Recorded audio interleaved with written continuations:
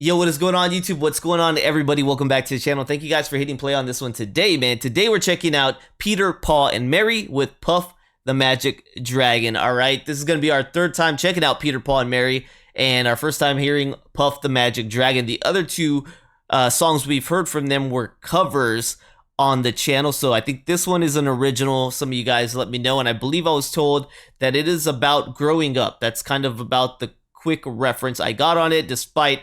You know, I could imagine Puff the Magic Dragon. Some people let me know, hey, despite people wrongly thinking the song was about something else, it was actually about growing up. So I'm going to listen to it and just see what I think about it listening to it. But I do know, of course, there was a lot of music that was had two meanings and sometimes were drug references and stuff. So I can imagine with Puff, maybe that's where that was going. Okay, so let's go ahead and spin this one. Peter, Paul, and Mary, Puff the Magic Dragon. See what we got here. Don't forget to like, subscribe, check out the description, guys. Thank you for rocking with me. Here we go.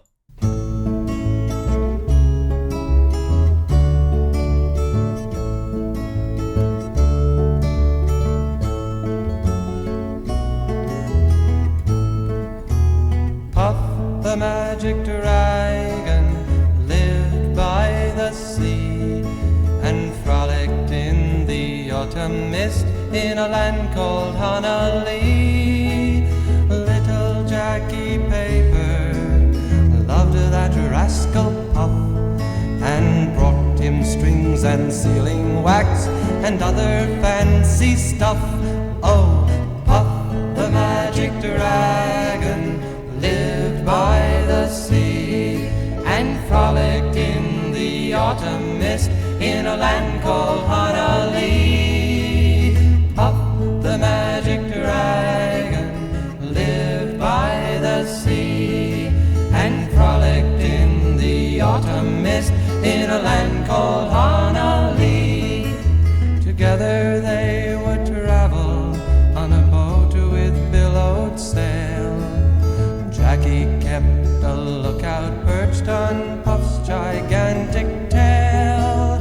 Noble kings and princes would bow whene'er they came.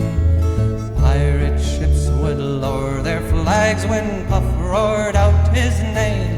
Oh, Puff the Magic Dragon lived by the sea and frolicked in the autumn mist in a land called Honolulu. Puff the Magic Dragon lived by the sea and frolicked in the autumn mist in a land called Honolulu. A dragon lives forever, but not so little boys. Painted wings and giant's rings make way for other toys. One gray night it happened, Jackie Paper came no more, and Puff that mighty dragon, he ceased his fearless roar. His head was bent in sorrow, green scales fell like rain. Puff no longer went to play along the cherry lane. Without his lifelong friend, Puff could not be brave. So Puff that mighty dragon sadly slipped into his cave. Oh, Puff the Magic Dragon, Yeah. lived by the sea and frolicked in the autumn mist in a land called Honolulu. Puff the Magic Dragon lived by the sea and frolicked in the autumn mist in a land called Honolulu. Oh, yeah. Okay, that got deep towards the end. At first, I'm following along the adventures that the boy is having with his dragon.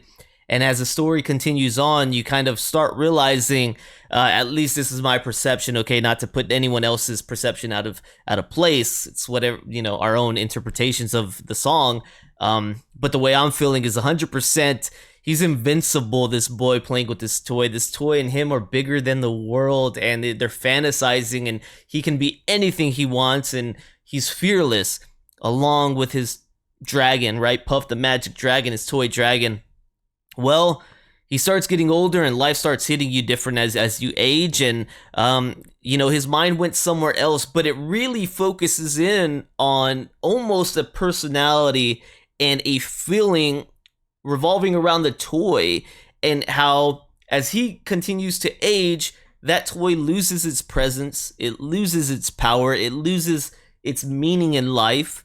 And these two partners in crime that used to scale to the largest heights of our imagination, they no longer go there. And he's living his life, and he's becoming, I guess, a responsible, growing boy and adult, and that dragon fades into obscurity. It paints a bigger picture. It paints the way when we're young, where our imagination took us and where our mind was at the time. We were powerful, right? We were ready to take on and conquer the world. And as you went on, that imagination got put in a smaller box and a smaller box and a smaller box, until where some people shelved it away forever and forgot about who they were and about how strong they were, only to fall into society and kind of lose that color that they once had all over their personality and their person. And you're black and white and void of that colorful person and imagination that you once had. That's kind of where this took me mentally, was thinking about that. I'm happy for myself that I'm still chasing dreams. It gives me a lot of that joy that I still felt as a young child, right? And don't get me wrong, I went many years in that pit of losing everything that I loved at points, right? Like about that childhood dream, the chase of fulfilling something within yourself. I've definitely been there, and who's to say I won't be there again, but I'm just saying that's where this hits me on a listen, man. It just makes me think about a lot of us who at points lost ourselves and gave up on dreams and stuff, and that's to me what Puff the Magic Dragon represents. It represents our true self and our discovering self and who we want it to be, and how sometimes we let that fade and we let that part die out. And that's to me what Puff represented right here. But I gotta tell you what, we can always breathe life back into it. Also made me think about Toy Story, right? I've talked about Toy Story on the channel before, but Toy Story is definitely like this. If you followed the movies, I think there's 4 of them. And it follows Andy as he continues to grow up, and he hits the age where he's ready to give away his toys, and those toys were so attached to him, and they go on an emotional journey. I definitely cried during some Toy Story. You would know if you watched them, all right? You would know it hits like that. But let's go ahead and check out some of the back on Peter, Paul, and Mary, Puff the Magic Dragon. All right, right here we got Puff the Magic Dragon from Peter, Paul, and Mary, released in 1963. Songwriters on this one is Leonard Lipton and Peter Yarrow. Okay, so this one was written from a poem by Leonard Lipton. It was made popular by Peter, Paul, and Mary in 1962. Lipton wrote a poem about a dragon in 1959, and when Yarrow found it, he wrote the lyrics to Puff based on the poem. After the song was released, Yarrow searched for Lipton to give him credit for the song. The lyrics for Puff the Magic Dragon are based on a 1959 poem by Leonard Lipton, then a 19-year-old Cornell University student. Lipton was inspired by Ogden Nash poem titled The Tale of Custard the Dragon, about a Trulio little pet dragon. The lyrics tell a story of the ageless dragon Puff and his playmate Jackie Paper, a little boy who grows up and moves on from the imaginary adventures of childhood, leaving a disheartened Puff on his own. The song's stories take place by the sea in a fictional land of Hanalei. It reminded me of when I was hearing Hanalei, I was thinking it felt a Hawaiian, it was taking me to a Hawaiian place. Lipton was friends with Yarrow's housemate when they were all students at Cornell. He used Yarrow's typewriter to get a poem out of his head. He then forgot about it until years later when a friend called and told him about Yarrow's looking for him to give him credit for the lyrics. On making contact, Yarrow gave Lipton half the songwriting credit, and he received royalties to the song until his death in 2022. That is pretty awesome of Yarrow.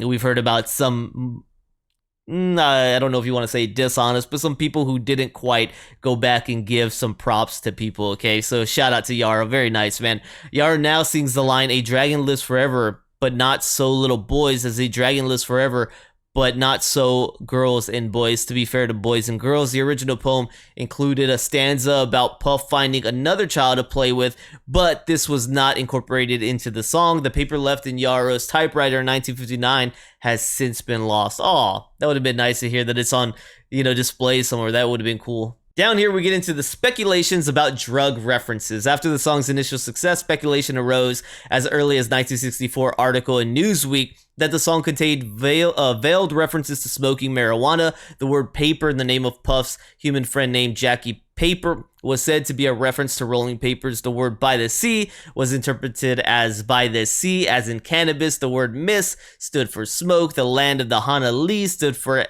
hashish, and the dragon was interpreted as dragon, inhaling smoke. Similarly, Puff was alleged to be a reference to taking a puff on a joint. The supposition was claimed to be common knowledge in a letter by a member of the public New York. The authors of the song have repeatedly rejected the interpretation and have strong and consistently denied that they intended any references to drug use. Both Lipton and Yarrow have stated Puff the Magic Dragon is not about drugs.